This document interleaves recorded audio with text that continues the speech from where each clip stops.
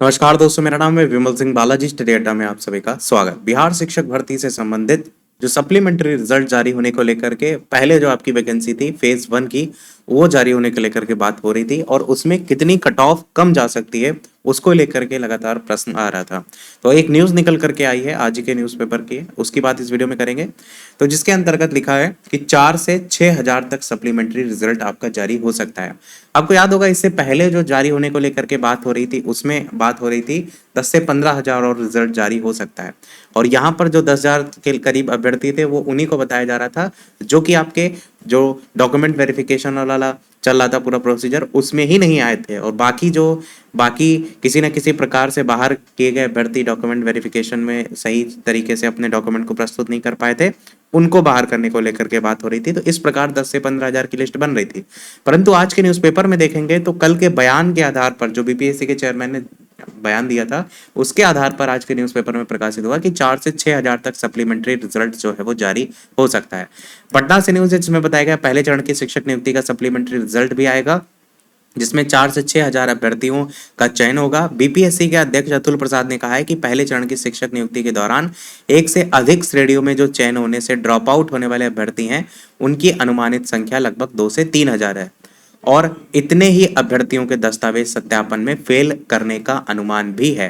तो इन्होंने 2 से 3 हज़ार अभ्यर्थियों को वहां पर संख्या बताई है जिनका सिलेक्शन आपका एक से ज्यादा पोस्ट पर, जैसे टीजीटी पीजीटी के लिए भी भरा है, पीआरटी के लिए भी भरा है, तो एक ही जगह आप ले सकते हैं पोस्ट, भले आप तीनों में पास हो गए हो तो वहां से जो सीटें खाली होंगी वो, और साथ ही साथ दस्तावेज सत्यापन में जो अभ्यर्थी जो है वो फेल हो गए वो। तो इस प्रकार से 2 से 3 हज़ार दोनों में ही यहाँ पर संख्या बताई जा रही है और इससे खाली होने वाले 4 से 6 हज़ार एवरेज बताया जा रहा है कि इतनी जो रिक्तियां हैं उसके मिलने के बाद ही पहले चरण की शिक्षक नियुक्ति परीक्षा के आधार पर जो बनी मेधा सूची थी उससे ही ये वाले जो पद है वो आपके भरे जाएंगे।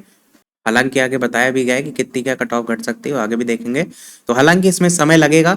इन्होंने भी कहा है कि 7 विषय ऐसे भी थे, या यहाँ पर जो उच्च माध्यमिक है उसको लेकर के बात की गई, जिनमें पद से अधिक उम्मीदवार थे। समाजशास्त्र और कंप्यूटर जैसे विषय थे जिसमें बहुत अधिक उम्मीदवार थे। अधिकतर ऐसे विषयों में ही सप्लीमेंट्री रिजल्ट आपको देखने को ज्यादा मिलेंगे। बाकी लिहाजा कट ऑफ मार्क्स में महज 1 या 2 अंक की ही कमी आने की संभावना है। तो ये लास्ट लाइन में इन्होंने क्लियर करके लिखा है, जो कि आपने थंबनेल पर देखा था कि कितनी क्या कट ऑफ हो सकती है। तो यहाँ पर बताया जो जा रहा है अकॉर्डिंग टू न्यूज़, क्योंकि हमने कोई प्रकार का यहाँ पर पोल वगैरह तो कराया नहीं है, ना ही कमेंट में किसी से नंबर पूछे थे। अकॉर्डिंग टू इस न्यूज़ में अगर जितना 5 से 6 हज़ार सप्लीमेंट्री रिजल्ट होने को लेकर के बात हो रही थी उसके अकॉर्डिंग बताया गया है कि कट ऑफ मार्क्स में महज 1 से 2 अंक की ही कमी आने की संभावना है। तो वहां पर अगर आप पीआरटी की बात करें या अपर प्राइमरी की बात करें, सभी को लेकर के ओवरऑल यहाँ पर बताया गया है।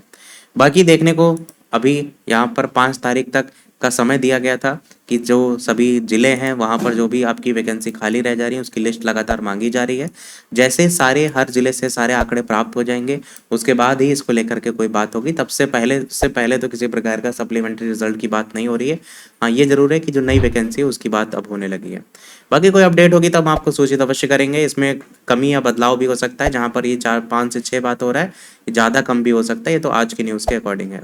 तो यही था हमारे ओवरऑल अपडेट में। वीडियो लाइक शेयर सब्सक्राइब अवश्य कीजिएगा। मिलते हैं अगले अपडेट में, तब तक के लिए नमस्कार, जय हिंद।